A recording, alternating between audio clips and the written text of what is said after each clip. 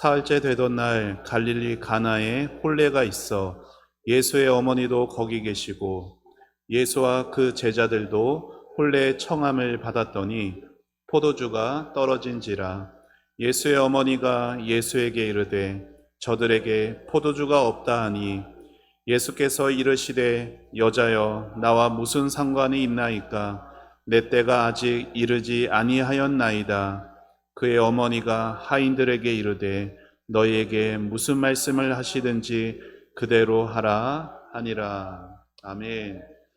우리 앞에 좌우 계신 분들과 반갑게 인사하겠습니다. 사랑하고 축복합니다.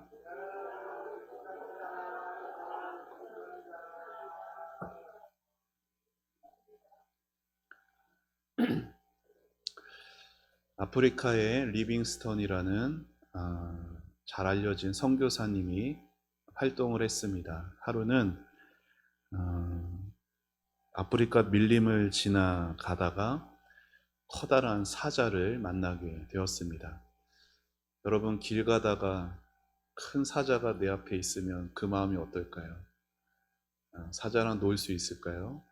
아니면 거기서 도망친들 아무리 빨리 달려도 사자에게 붙잡히겠죠. 으르렁거리는 그 사자 앞에서 선교사님은 이제 나는 죽었구나, 이런 생각에 하나님께 자기의 영혼을 부탁하는 마지막 기도를 드립니다. 이후 사자가 한번 공격은 했어요. 앞발로 선교사님을 내리칩니다. 선교사님은 그 자리에서 막 몸을 뒹굴며 의식을 잃습니다. 그런데 조금 후에 정신을 차려보니까 아직 살아있는 거예요. 그런데 사자도 자기 앞에 그대로 있는 겁니다. 사자가 자기를 가만히 내려다 봅니다. 이상한 것은 아무 행동도 하지 않는 거예요. 자기를 물지도 않고 먹지도 않고 그렇게 어슬렁거리다가 그냥 가버렸습니다. 이렇게 사자가 간 다음에 그 마을의 원주민들이 순식간에 몰려듭니다. 모이더니 원주민들이 이렇게 말을 하는 거예요. 이 사람은 사자가 보고서도 죽이지 않은 것으로 보아 너무나 특별한 사람이 분명하다. 이 사람의 하는 말은 무조건 믿어야 한다. 이렇게 서로들 말을 했고 그렇게 그 마을에 복음이 전파되었습니다. 선교사에게 일어났던 그 사건은 놀라운 기적이 되었고 그 기적은 그 마을에 복음의 문을 열어주는 도구가 되었죠. 여러분, 사람이 사자 앞에 죽지 않은 것은 있을 수 없는 기이한 일일 겁니다. 우리는 이것을 기적이라고 부르죠. 기적 자체에는 어떠한 메시지가 담아있지 않습니다. 하지만 분명 그 일을 계기로 그 지역 원주민들에게 주님의 복음이 전해질 수 있게 되었습니다. 예수님이 행적들을 기록한 복음서에는 기적 그리고 표적이라는 단어들이 많이 나옵니다. 기적과 표적 둘 다 초자연적인 현상을 일컫는 말인데 두 단어의 강조점이 다릅니다.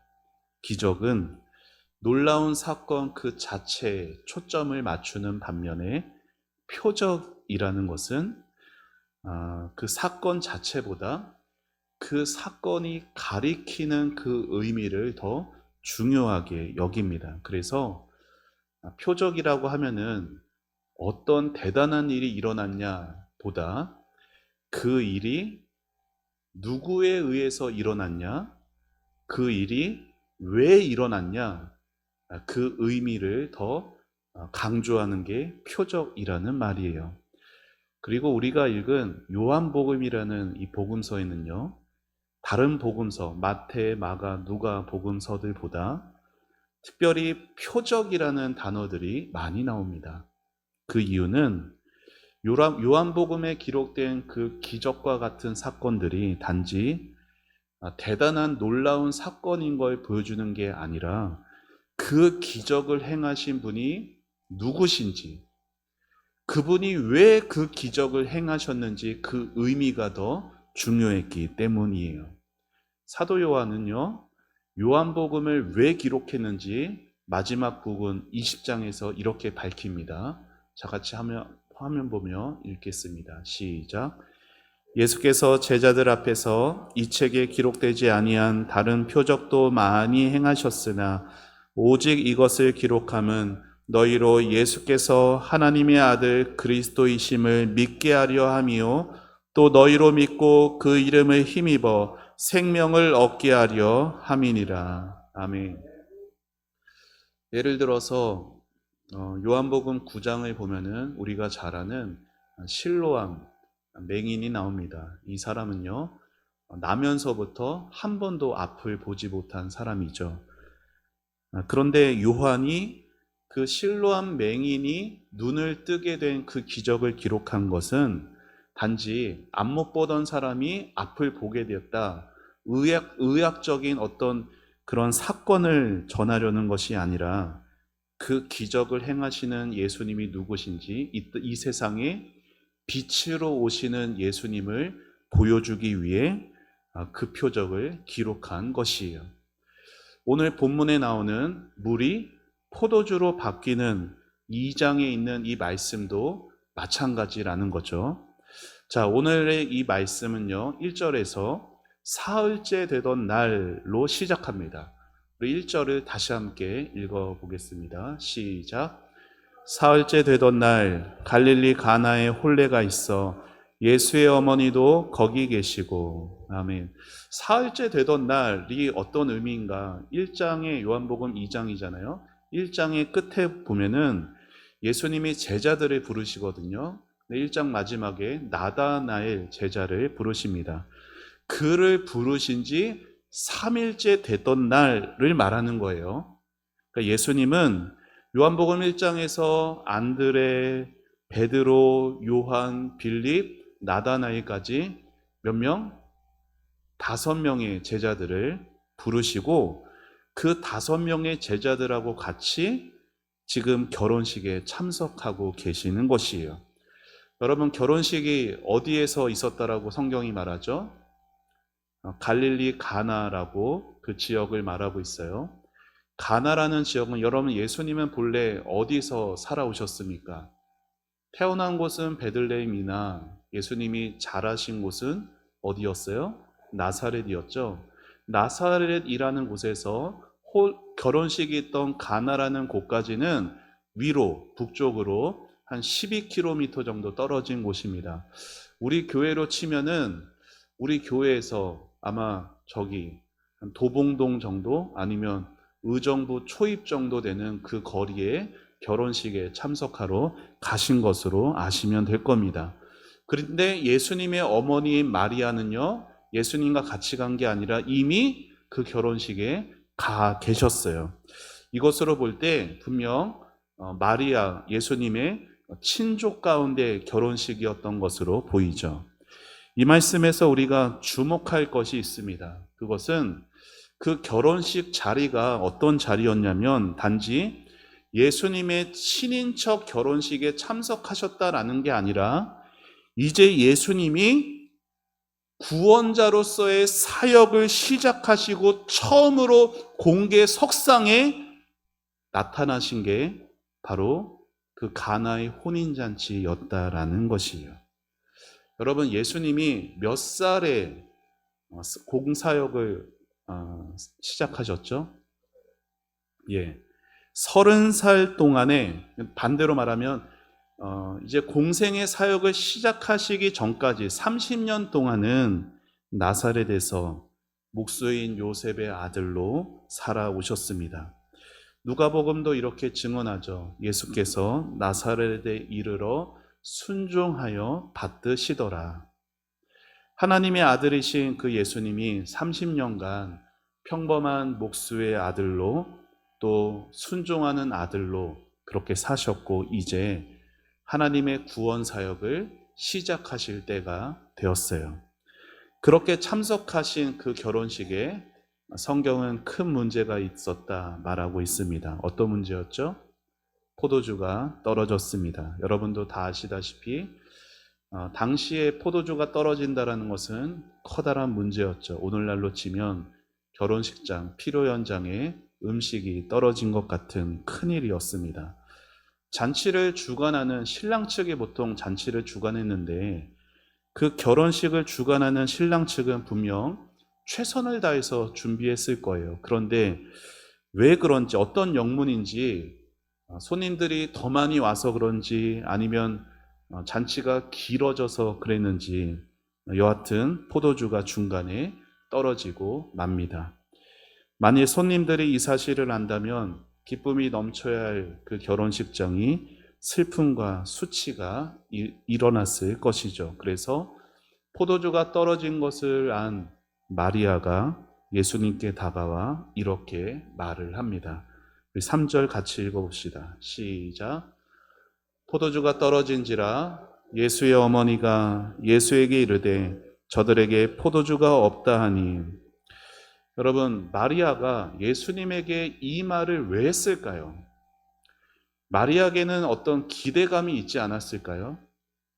예수님에게 어떤 그 일을 해결하실 것에 대한 기대를 가지고 아마 그렇게 말했을 것 같습니다. 그런데 여러분, 예수님의 대답이 어떠했나요? 마리아가 전혀 예상하지 못한 대답을 하시죠. 우리 4절 같이 읽습니다. 시작. 예수께서 이르시되 여자여 나와 무슨 상관이 있나이까 내 때가 아직 이르지 아니하였나이다. 아멘. 우리 생각에는 30년간을 자식으로 돌보고 키웠잖아요. 그런 예수에게 포도주가 떨어졌어. 그러면은 여러분 같으면 어떻게 대답을 해야겠습니까? 예, 어머니, 제가 바로 해결하겠습니다. 좀 그런 대답이 더 자연스럽지 않을까요? 그런데 예수님은 전혀 다른 말씀을 하시죠. 어머니를 향해서 뭐라고 불러요? 여자여라고 부르고 있습니다. 여러분, 여러분의 자녀가 여러분을 향해 어머니인 여러분을 향해 여자여라고 부르면 여러분의 마음은 어떻겠습니까? 이 표현이 우리나라 사람에게는 참 무례하게 들릴 수도 있습니다. 하지만 여러분, 이 표현은요, 절대 무례한 표현이 아니에요. 당시 성경시대 문화에서는요, 존경과 사랑을 담은 아주 정중한 표현이었습니다.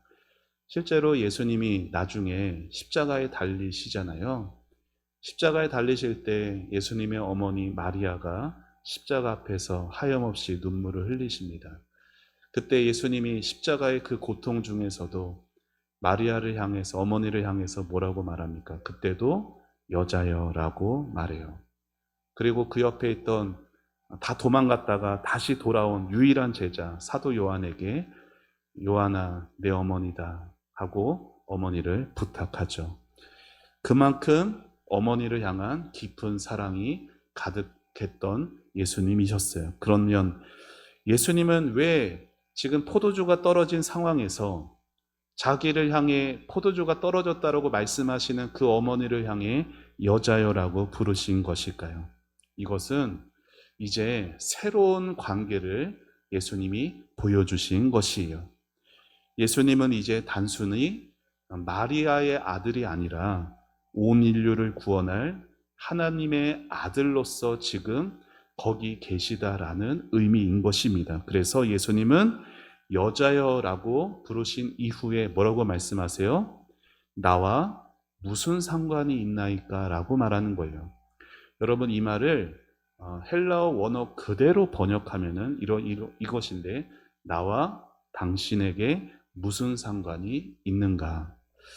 여러분, 예수님은 분명 어머니를, 마리아를 존중했고 사랑했어요. 그러면서도 이제는 더 이상, 그동안은 바로 얼마 전까지만 해도 마리아가 예수야 예수야 이렇게 부르면은 어머니 말씀에 즉각 순종했던 그 예수였는데, 이제는 더 이상 어머니의 바람에 따라 아들이 그렇게 움직이는 게 아니라 하나님 아버지의 뜻에 순종하는 아들이라는 것을 예수님이 분명히 보여주신 것이에요.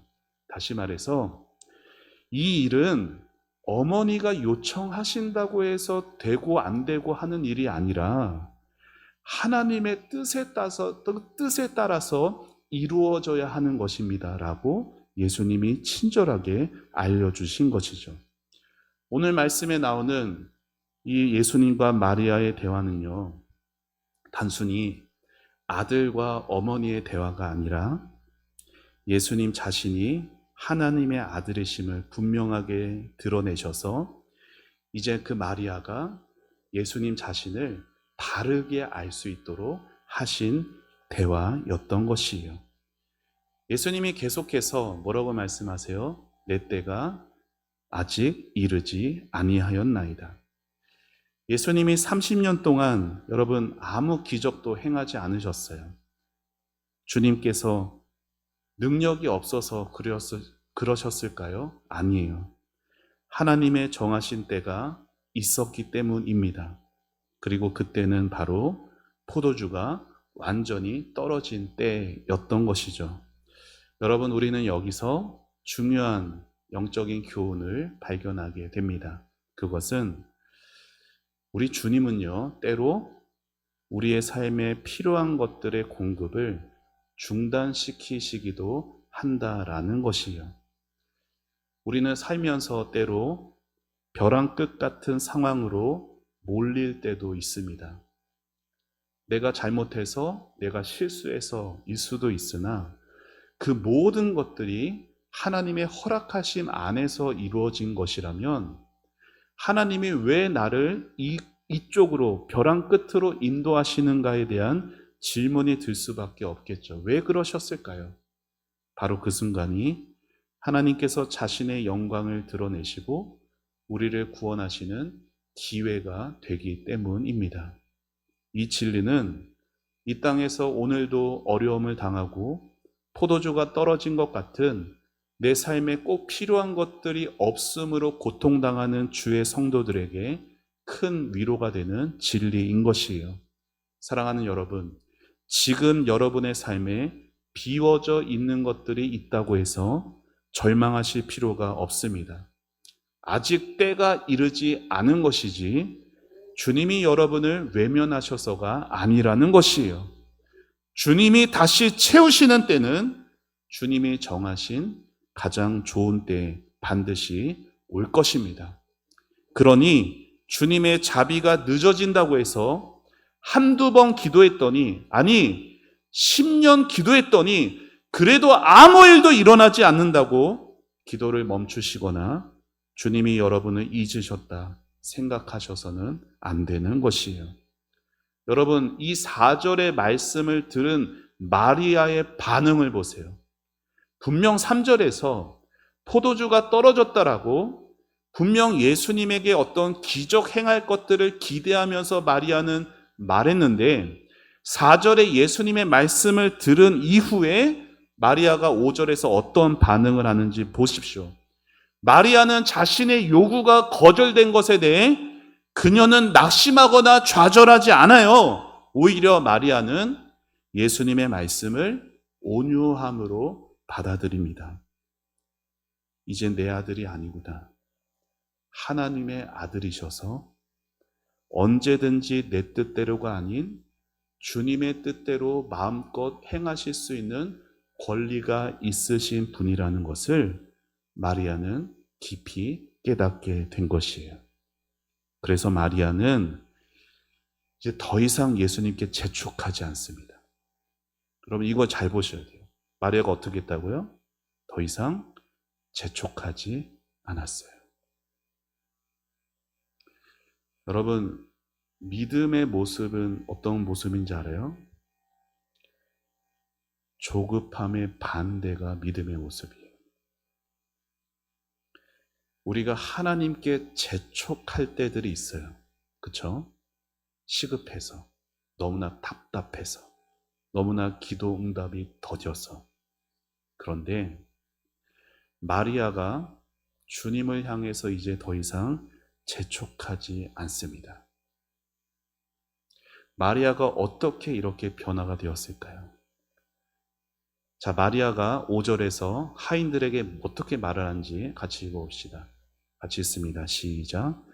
그의 어머니가 하인들에게 이르되 너희에게 무슨 말씀을 하시든지 그대로 하라 하니라. 아멘. 마리아는 사실 자신이 결혼하는 혼주가 아니잖아요. 하지만 친족 입장에서 그 상황을 자신의 문제로 여겼고 그 문제를 주님께, 이제 아들이 아닌 주님께 온전히 맡깁니다. 마리아에게는 이제 포도주가 채워지든 채워지지 않든 그것은 자신의 문제로 여기지 않았던 거예요. 온전히 주님께 맡겼던 것이죠. 한 어머니가 있었습니다. 그 어머니의 아들이 태어날 때부터 선천성 심장병을 가지고 태어났어요.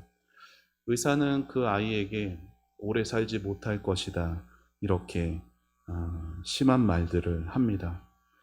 어머니는 매일 밤 아이의 침대 곁에서 울면서 기도합니다. 하나님, 제 아이 좀 고쳐주세요.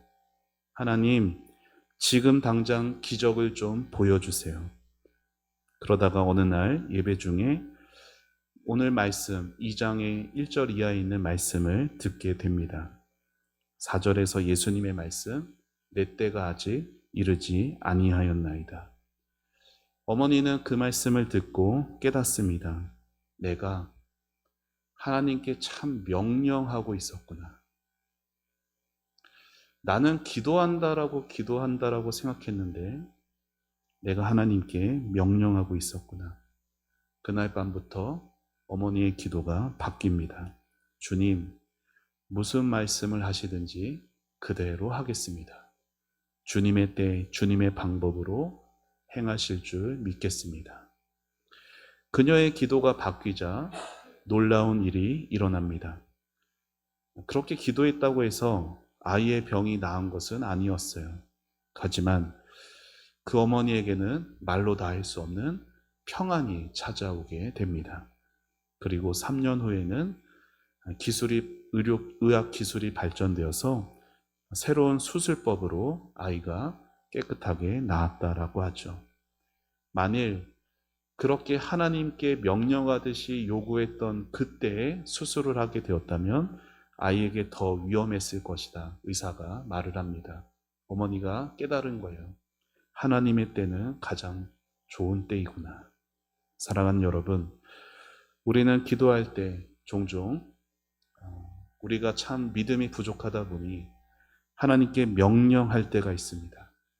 하나님, 이것은 이렇게 해주시고 하나님, 저것은 언제까지 해주셔야 합니다. 마치 우리가 사장이고 하나님이 비서인 것 같은 그런 신앙의 모습입니다.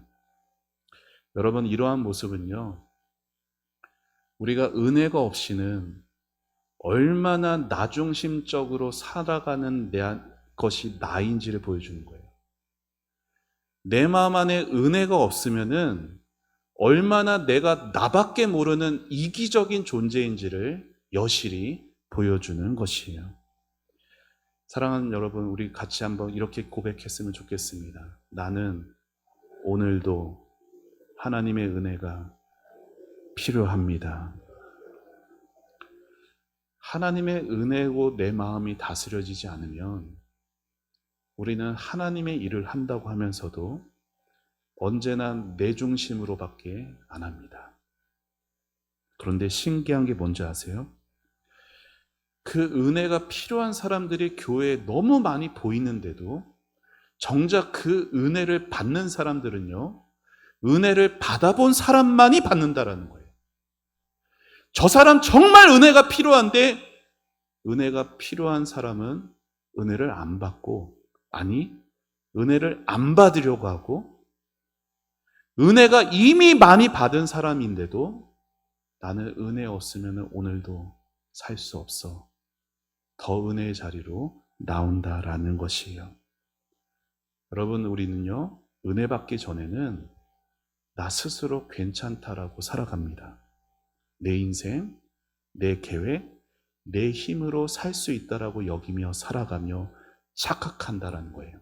하지만 여러분, 우리가 은혜의 빛을 경험하게 되면은 내가 얼마나 어둠 속에서 헤매었던 것인지, 은혜의 빛을 말씀으로 경험하게 되면 내가 얼마나 어리석었는지를 비로소 깨닫게 되는 것이에요.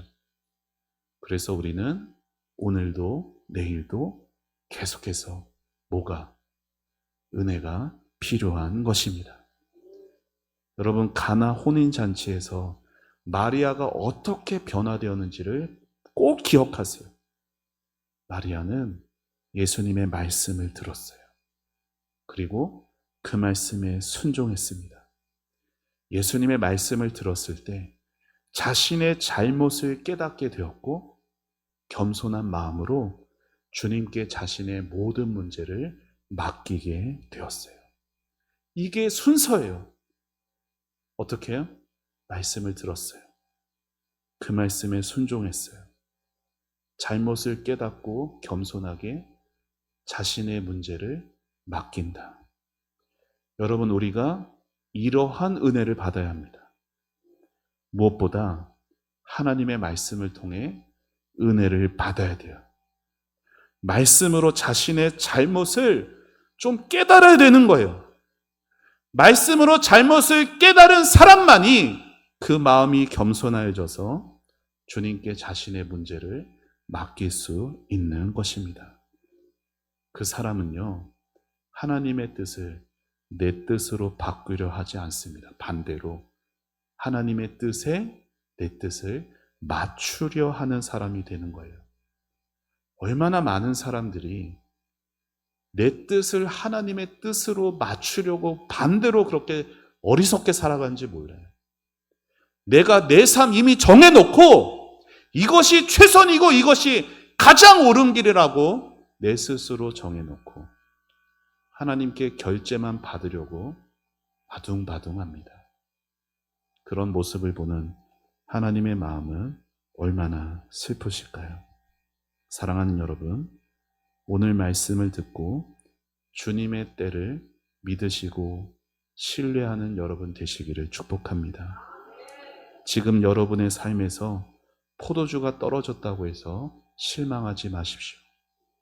그게 건강의 문제든 인간관계의 문제든 돈의 문제든 그 어려움이 주님이 놀라운 일을 하시는 기회가 될 것입니다. 마리아가 했던 말, 주님이 무슨 말씀을 하시든 그대로 하라. 이 고백이 저와 여러분의 고백이 되기를 축원합니다. 이 고백이 주님의 말씀이면 내가 그대로 하겠습니다. 이 고백이 오늘도 주님의 기적을 경험하는 비결입니다. 내 계획과 내 시간표 고집하는 것이 아니라 주님의 뜻과 주님의 때를 받아들일 수 있는 믿음을 구하셔야 돼요. 주님, 내 때에 내 시간표에 일하셔야 됩니다. 이렇게 언제까지 하셔야 합니다.가 아니라 주님의 때, 주님의 방법을 믿음으로 받아들이게 하옵소서.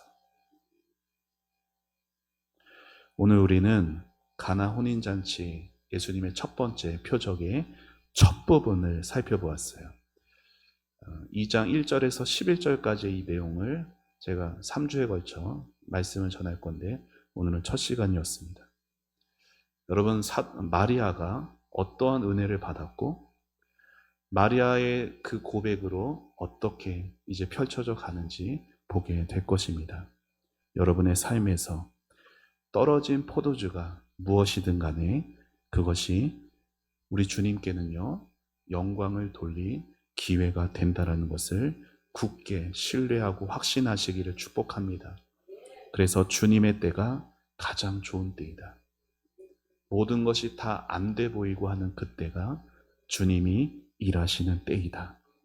그 주님을 나의 주님으로, 나의 선한 목자로 모시며 살아갈 수 있는 우리 모든 초원의 성도님들이 되시기를 주님의 이름으로 축원합니다. 우리 같이 함께 찬양하고 기도하겠습니다.